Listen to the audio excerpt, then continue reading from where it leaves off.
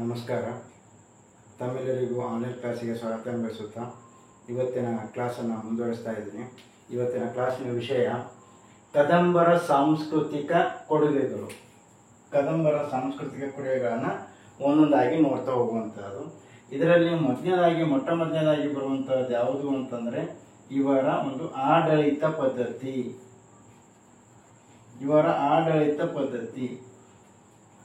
ಆಡಳಿತ ಪದ್ಧತಿಯಲ್ಲಿ ಅರಸನೇನಪ್ಪ ಅಂದರೆ ಆಡಳಿತ ಮುಖ್ಯಸ್ಥನಾಗಿದ್ದ. ಅರಸನೇ ಪರಮೋನ್ನತ ವ್ಯಕ್ತಿ ಆಗಿದ್ದ. ಅರಸ ಏನಪ್ಪ ಅಂತಂದ್ರೆ ಆಡಳಿತದ ಮುಖ್ಯಸ್ಥನಾಗಿದ್ದ.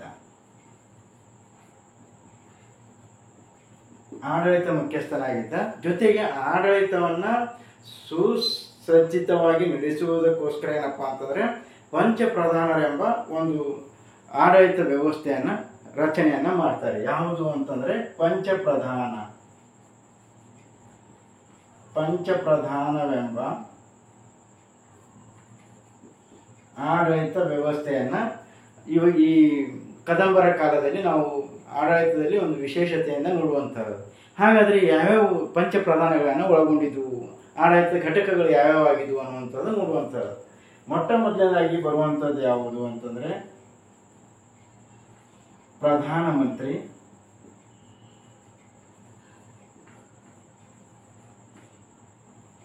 ಪ್ರಧಾನಮಂತ್ರಿ ನಂತರ ಬರುವಂತಹದ್ದು. ಇದನ್ನ ಪ್ರಧಾನಮಂತ್ರಿ ಅಂತೇಳಿ ಕರೀತಾ ಇದ್ರು ಅವರ ಕಾಲಘಟ್ಟದಲ್ಲೂ ಕೂಡ.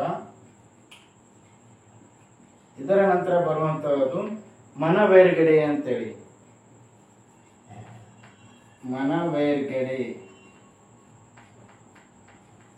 ಮನವೇರ್ಗಡೆ ಅಂತಂದ್ರೆ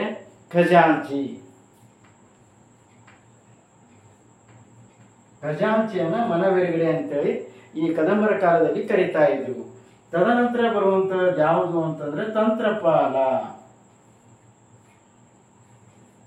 ಈ ತಂತ್ರಪಾಲನ ವಿದೇಶಾಂಗ ಸಚಿವನನ್ನ ತಂತ್ರಪಾಲ ಅಂತೇಳಿ ಕರೀತಾ ಇದ್ರು. ವಿದೇಶಾಂಗ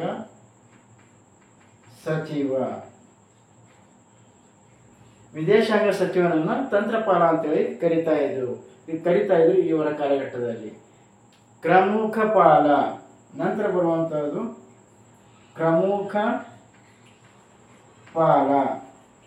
ಪ್ರಮುಖ ಪಾಲನ ಕೆಲಸ ಏನು ಅಂತಂದ್ರೆ ಈತ ತಾಂಬೂಲ ಪಾರುಪತ್ಯಗಾರ.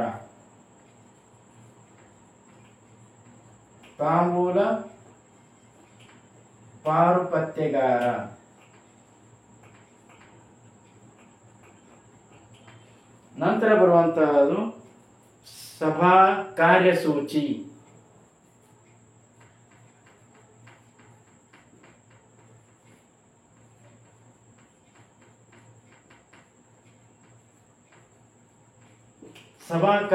ಅಂದರೆ ಪ್ರಧಾನ ಕಾರ್ಯದರ್ಶಿ.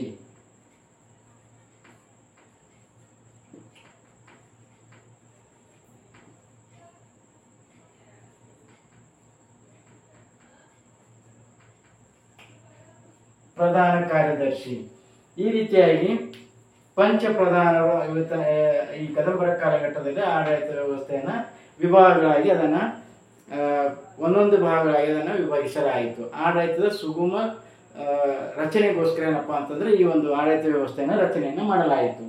ಇದರ ನಂತರ ಬರುವಂತದ್ದು ಏನಪ್ಪಾ ಅಂತಂದ್ರೆ ಈ ಒಂದು ಪಂಚಪ್ರಧಾನ ನಂತರ ಬರುವಂತ ಕೆಲವು ಆಡಳಿತ ಪ್ರಮುಖ ಘಟಕಗಳು ಕೂಡ ಇದ್ವು. ಅದು ಯಾವುವು ಅಂತಂದ್ರೆ ಇನ್ನು ಆಡಳಿತದಲ್ಲಿ ನ್ಯಾಯಾಂಗ ವ್ಯವಸ್ಥೆಗೆ ರಾಜನಿಗೆ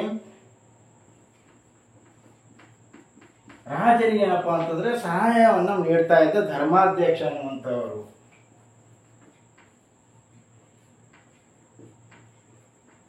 ಧರ್ಮಾಧ್ಯಕ್ಷ ಏನಪ್ಪಾ ಅಂತಂದ್ರೆ ಅರಸನಿಗೆ ಏನಪ್ಪಾ ಅಂದ್ರೆ ನ್ಯಾಯ ತೀರ್ಪುಗಳನ್ನು ನೀಡುವಂತ ಸಂದರ್ಭದಲ್ಲಿ ತನಗೆ ಸಲಹೆ ಸೂಚನೆಗಳನ್ನು ನೀಡ್ತಾ ಇದ್ದ.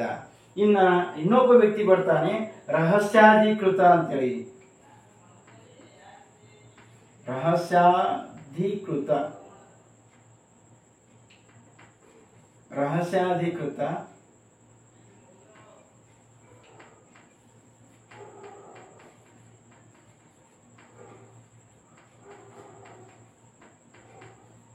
ರಹಸ್ಯಾಧಿಕೃತ ಅಂತೇಳಿ ಇನ್ನೊಬ್ಬ ವ್ಯಕ್ತಿ. ಈತ ರಾಜನ ಆಪ್ತ ಕಾರ್ಯದರ್ಶಿಯಾಗಿದ್ದ.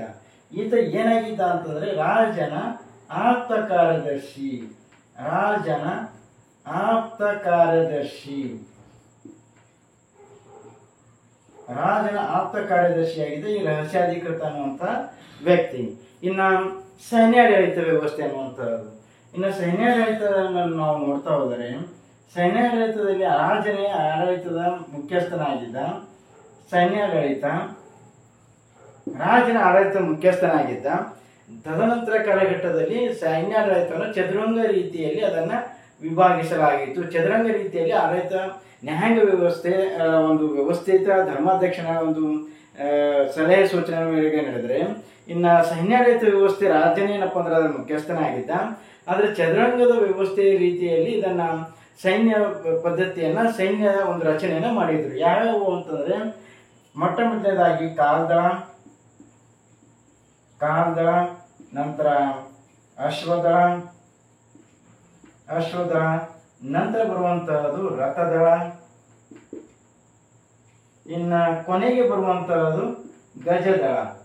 ಈ ರೀತಿಯಾಗಿ ಏನಪ್ಪಾ ಅಂತಂದ್ರೆ ಈ ಸೈನ್ಯದ ವ್ಯವಸ್ಥೆಯನ್ನ ಚದುರಂಗದ ರೀತಿಯಲ್ಲಿ ಅದನ್ನ ರಚನೆಯನ್ನ ಮಾಡಿದರು.